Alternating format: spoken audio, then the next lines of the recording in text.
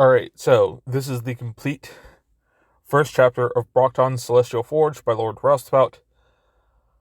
I'm going to be delisting the other one, which is just the edited playlist, because I did a terrible job at it.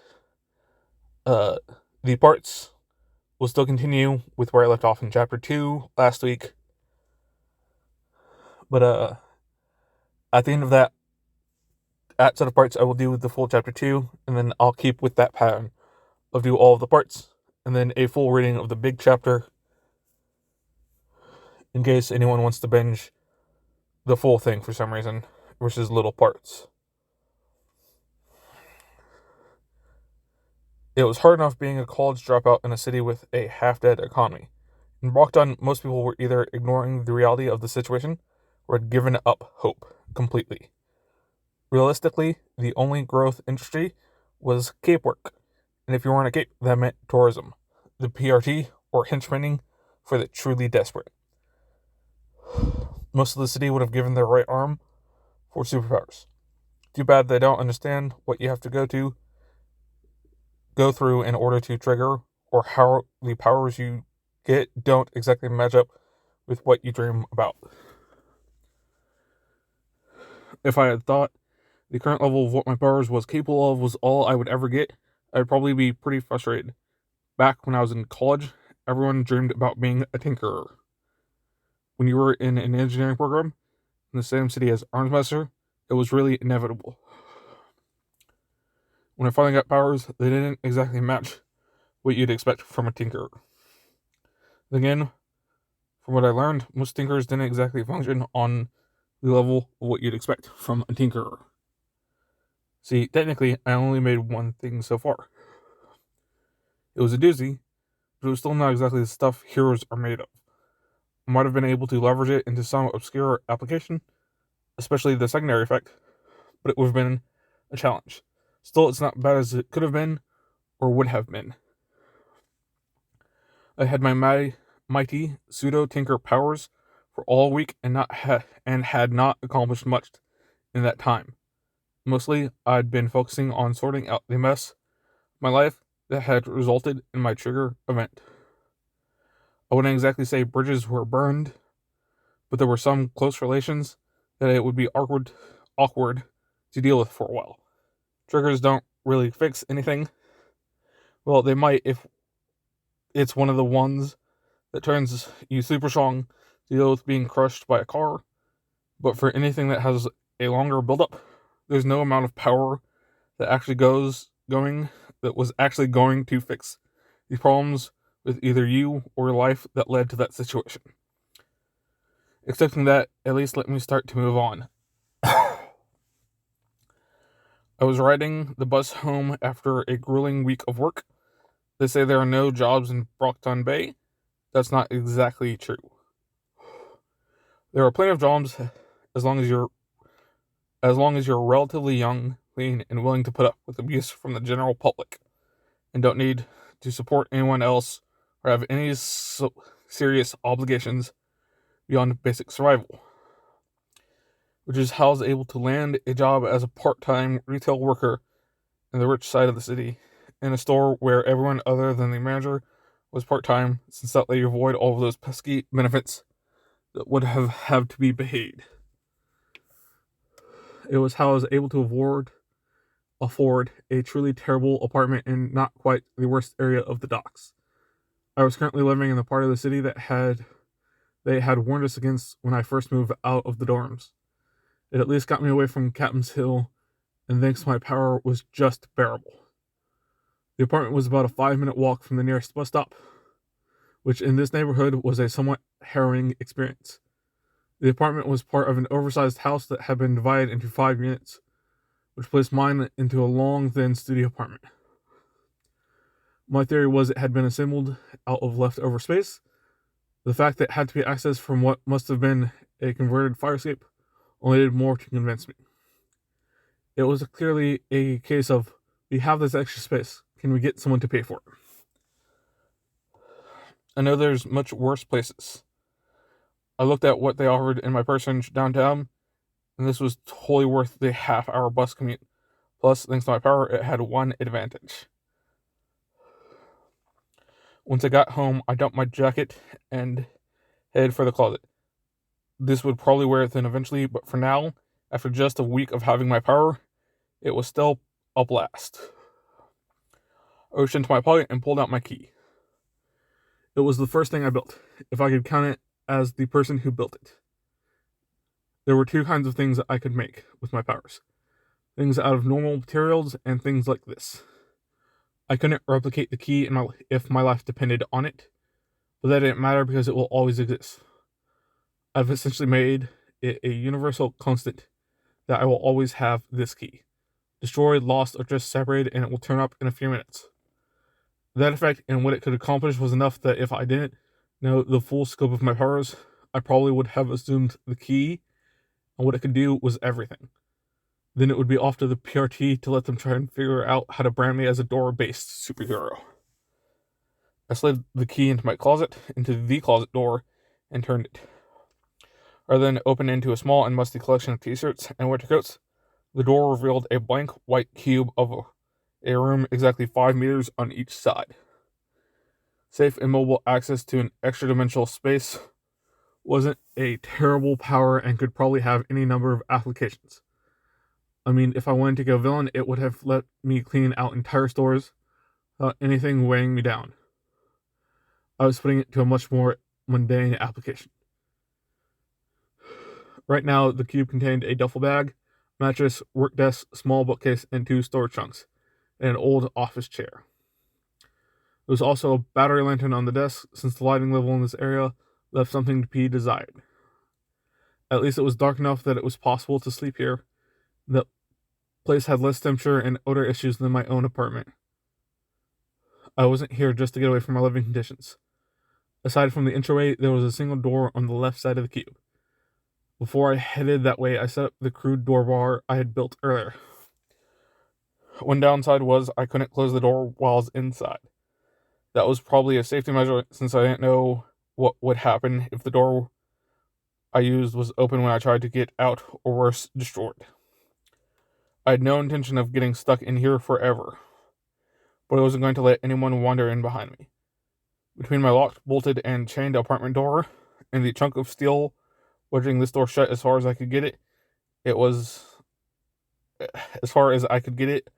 reasonably secure. It wouldn't stop most of the capes in the city, but I was thankfully off the radar by virtue of not doing anything superhero related. I walked through the inner door into my workshop. It wasn't exactly what you'd expect when you hear the words tinker and workshop. The place wasn't bedecked with blistering technology of a science hero. It wasn't even a top quality manufacturing facility. This was more of what you would get from a high school metal shop. There were tools and machinery, but it was fairly basic stuff. Not even a proper numeric control lathe. I was lucky I had a manufacturing component in my college courses, otherwise I'd be completely lost here. My high school had phased out shop class long ago, so it was only thanks to a single college class offered more as a formality that I knew what I was doing. Fortunately, the place was stocked with materials and safety equipment. Unless I wanted to work with exotic alloys or bring in high-tech equipment, the whole place was designed so I wouldn't have to go out for anything. That was a very good thing. I didn't know if it was true, but there were rumors about people who triggered as stinkers started buying random stuff like loads of silly putty and old microwaves, or cleaning chemicals only to get exposed by various agencies or gangs that looked out for behavior like that. I had my doubt, since that seemed like it would generate loads of false positives, but who knew how good thinkers working for people like that were. I didn't want to end up exposed, especially not with my powers at their current level, so the fact I had a private, personal, and well-stocked workshop was a blessing. It was just too bad I couldn't build anything worth a damn. What I had produced in my after-work hours over the last week was nothing more than curiosities. Honestly, it had been more about trying to get used to working with this kind of equipment again. The closest thing I'd made to a useful tool was the door jamb. That was just a matter of measuring correctly and working the right tools. I had a rough tinker facilities, but I didn't have any tinker knowledge. That is, I didn't have any yet. I closed my eyes and felt out the potential extent of my power. Over 300 flares of lightning burned in my mind, all but one completely beyond my reach. The only mote I could touch was the single piece representing my workshop. The embers were arranged into 12 general constellations, each along a different theme, but I could barely glean what it was at the moment. These were what I was working towards. These were the reasons I hadn't given up and skulked off to the proctorate. These were Tinker powers. Every one of them represented some level of crafting, ability, power, knowledge, resource. I could just barely feel them now, but I knew how strong they were. Even the weakest among them was significant, and the highest tiers were world-shaking. These were hero powers. More than that, these were hero powers. Powers on the level of the first, legendary, and unlimited Tinker.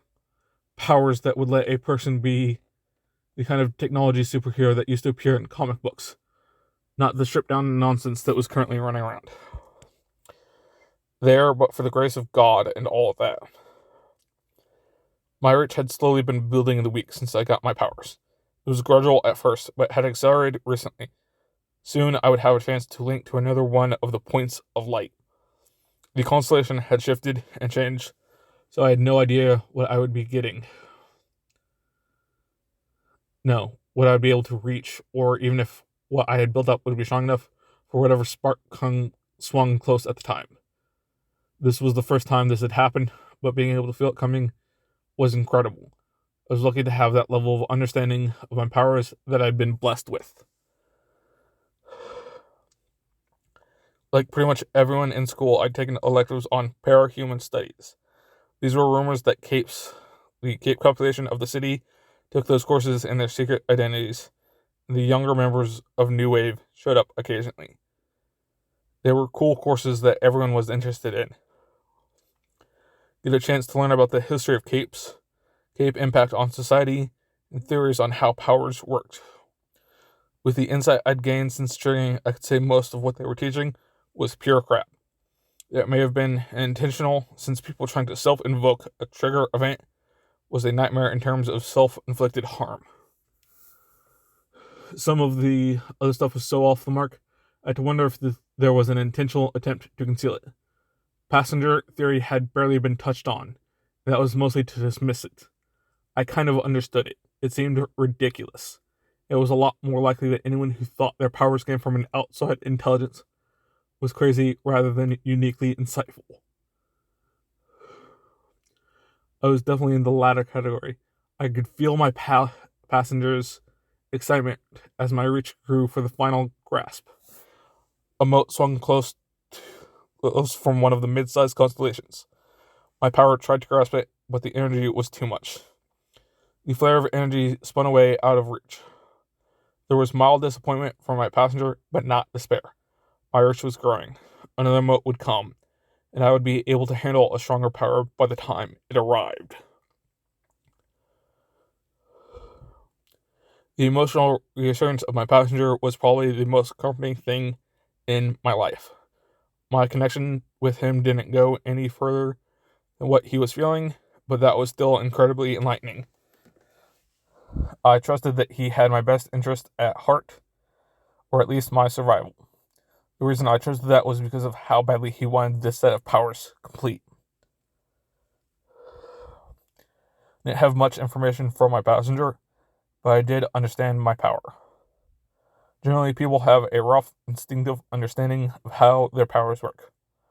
Mine were a little more in-depth than that. Understood the nature of how powers were gained and what they meant. I knew the name of the power I had, Metal Workshop, which is from the Tool constellation of powers. And I knew the name of the entire array of powers and how badly my passenger wanted it to be complete. My power, or the array of my potential powers, was the Celestial Forge. From what I could tell, it was the ultimate Tinker power, and my passengers combined a Holy Grail and Mount Everest. His emotions, when considering the breadth of the powers, were complicated, but mostly centered on a longing to see them in action. He wanted this to be completed and was heavily invested in me being the one to finish it. All his guidance and support was for the purpose of turning me the greatest tinkerer that had ever existed. I just hoped I could live up to those expectations. I wasn't likely to see any new powers tonight. I had completed a circuit of the various pieces of borderline scrap metal that represented my crafting projects from previous week. A persistent and infinitely restocking workshop was really incredible, but without the skills to make better use of it all, it was a hobby room. I checked my watch. It was getting past 6. I had kind of blocked out this evening for dealing with any new ability I got from my power, but that was a wash. That left me some time to prepare for the other aspects of being a superhero. There's a common impression that thinkers make something of a soft target in cape fights. That might be true for anyone who doesn't show up with power armor or personal force field, but the fact is most capes out there have no physical boost at all. Brutes are common enough, but outside of that category, everyone is as vulnerable as a normal human. The problem for tinkers is they have time commitments that keep them from being able to train to the level expected from capes. See, if you don't have some power that makes training unnecessary, the amount of physical conditioning necessary to just survive a cape encounter is insane. Fortunately, I had already been running regularly before getting my powers. That was great for endurance, but that was the whole issue of muscle growth and combat skills to think of. I was lucky enough that my neighborhood had a solution to both of those problems. I left my workshop and closed the door to the extra-dimensional space. The transition from pristine room to dingy apartment was stark, but at least my apartment got slightly more livable now that I didn't need to allocate space for sleeping or storage. I headed to the small kitchenette area and grabbed a high-protein snack before gathering my workout gear and leaving the apartment. Another load off my mind thanks to my powers. Not storing anything of value in the apartment made me a lot less concerned about leaving it. Sorry. I effectively had access to all my worldly possessions anywhere. As long as I could access any kind of door, I'd never have to worry about them being compromised. There were tinkers who would kill for that kind of security, and my powers provided it as a near afterthought. My destination was only a couple blocks away and was in a fairly active part of the neighborhood. This was an area of the docks where people who still lived here were holding out hope for the city turning around. It was an endearing investment in the community that probably only persisted because there was minimal value to be found here for any of the local gangs. I was heading for an old building dating to the 50s that probably hadn't been meaningfully updated since then. Still, having a boxing gym within walking distance that only charged $40 a month for membership was worth the potential fire hazard. Actually, fire was unlikely considering this place was probably stuffed to the gills with asbestos. Ugh. I checked in and got changed. The place was practically a time capsule, but it worked for what I needed. I had no illusion about being fight ready after less than a week, but I was getting into a decent routine that would generate meaningful improvement eventually. I grabbed one of the jump ropes for a warm-up, along with a set of push-ups, squat, and crunches. I spent about 15 minutes practicing the basic combination from my introductory lesson before switching to the heavy bag. I pushed as far as I could, but there were hard limits I was still struggling with. Endurance from running didn't translate perfectly to this kind of workout. Eventually, I was catching my breath with a water bottle while half collapsed on one of the side benches. That was when I saw Doug wandering over from the main ring. Sorry. The best way I could describe Doug was if someone took Mickey from Rocky movies and scaled him up to about 6'5". The guy was pushing 60 now, but had apparently been an absolute terror, in his youth. He had transitioned into coaching with all the grace of a rabid bull and would typically serenade the entire gym on deficiencies in your technique in a voice worthy of a drill sergeant. He was in something of a good mood when he approached me, apparently having shouted himself out during his earlier training session. "Joe, good to see you again. Too many young guys vanish after their first class." Well, I took a sip from my water bottle. Don't want to embarrass myself the next time I see Mr. LeBorn. He nodded at that. That man knows his boxing, though he's probably a good part of why the guys vanish after their first class. The gym gave a free training session with sign up. Given how intense the coaches were, I think that was a strategy to weed out anyone who wasn't serious about this kind of thing. Doug was a good example of that, but Mr. LeBorn was on a whole other level. He around tonight? Nah, doing something with his kids. You looking for a practice round? I empathetically shook my head. Not even close to ready for that. Stick with it and you'll get there. He nodded contemplatively. We don't get too many guys from the college down here. You are engineering, right? I suppressed the wince. I had danced around my enrollment status when I filled out my application. Dropping out of college hadn't been a smooth process, and until recently I had still had a hope of finishing my degree. That was gone now. Was engineering. College didn't work out for me. Sorry to hear that, kid. What happened? No one would ever accuse Doug of having excess of tact. That said, there was something about the guy that made him easy to talk to. There was a decent chance that no matter what I said, he would tell me to suck it up and head back to school, but that was just his nature. There wasn't real malice behind it. He also wasn't going to let this go without some kind of answer. A bunch of stuff. College, well, it looked better from the outside. Like it was supposed to be this fresh start where everything's different, but you just run into the same problems as the rest of your life. He snorted. Problems never go away. They're part of life. You just get to pick the window dressing. That brought a weak grin to my face. I guess things just kind of fell apart for me. Can't really name a single thing that set it off. Was it a girl? What? With guys your age, it's usually a girl, or there's a girl somewhere in the occasion. That what happened? No. Doug's expression said he didn't believe it. I let out a slow breath.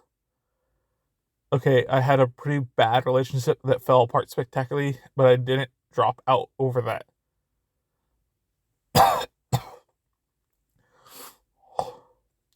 It's never only a girl, but I've seen a dozen guys your age trying to get their lives together. There's always a girl in there somewhere. Or a guy, but they're usually quieter about that.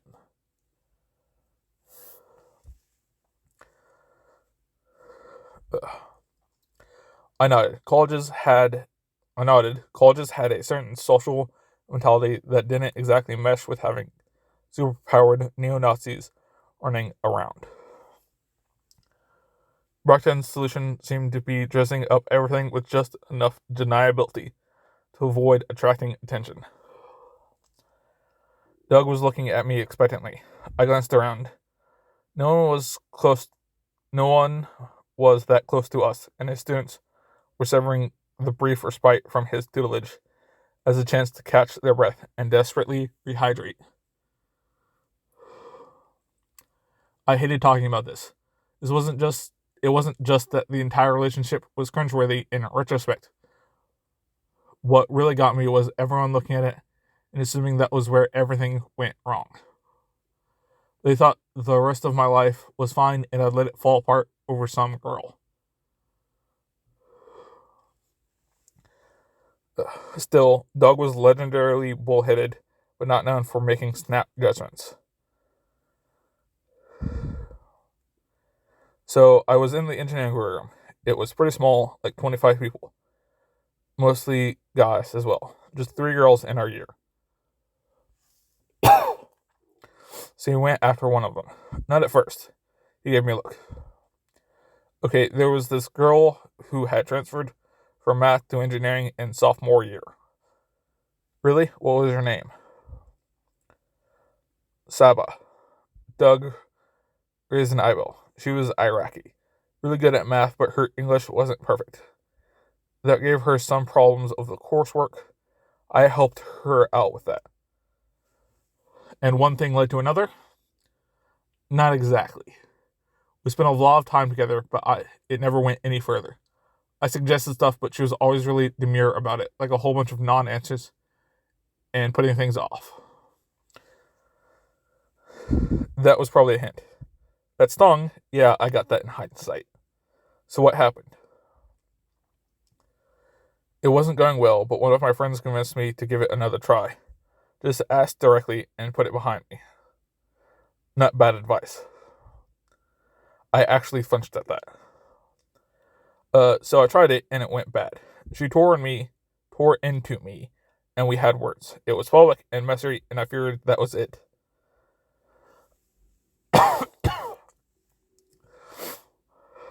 I'm guessing there's more?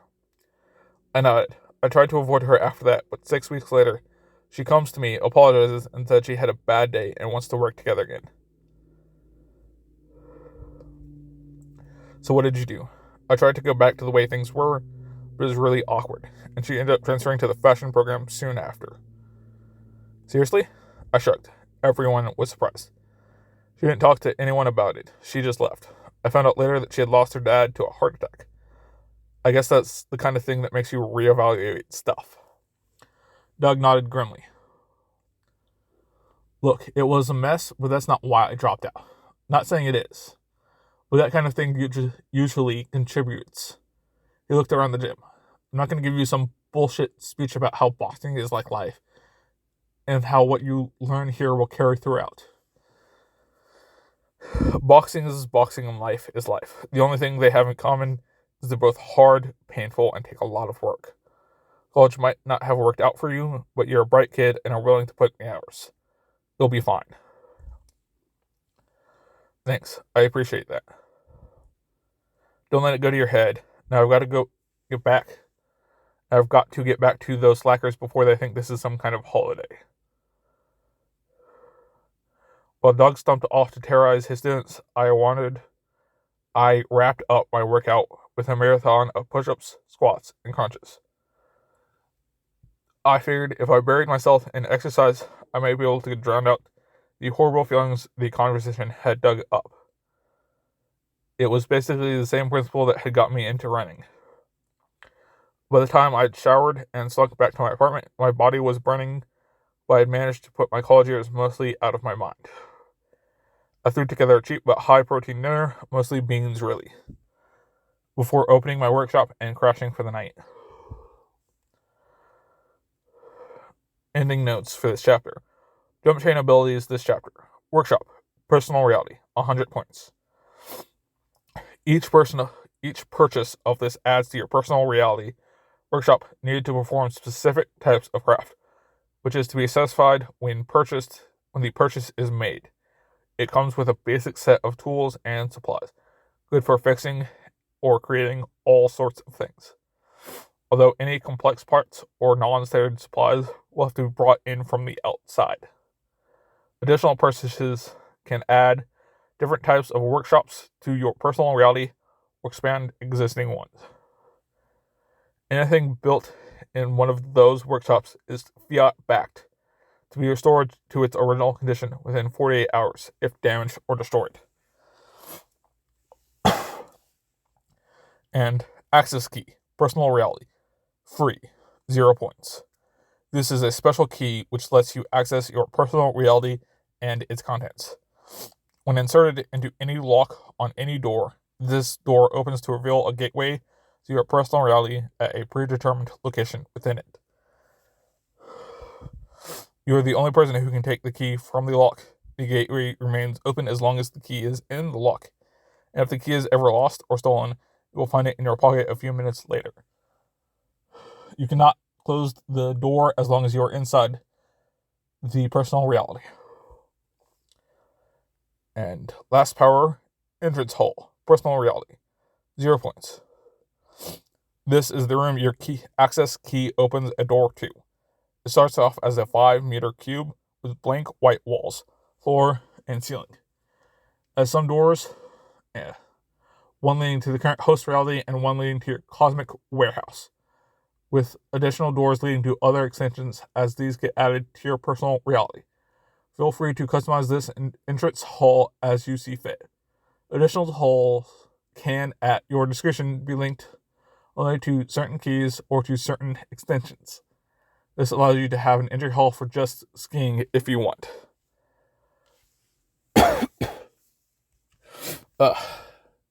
This is the longest one I have done speaking in a long time. And my throat burns. But that was all of Brockton Bay's Celestial Forge by Lord Roustabout. First chapter. Thank you for listening, if anyone's even been listening.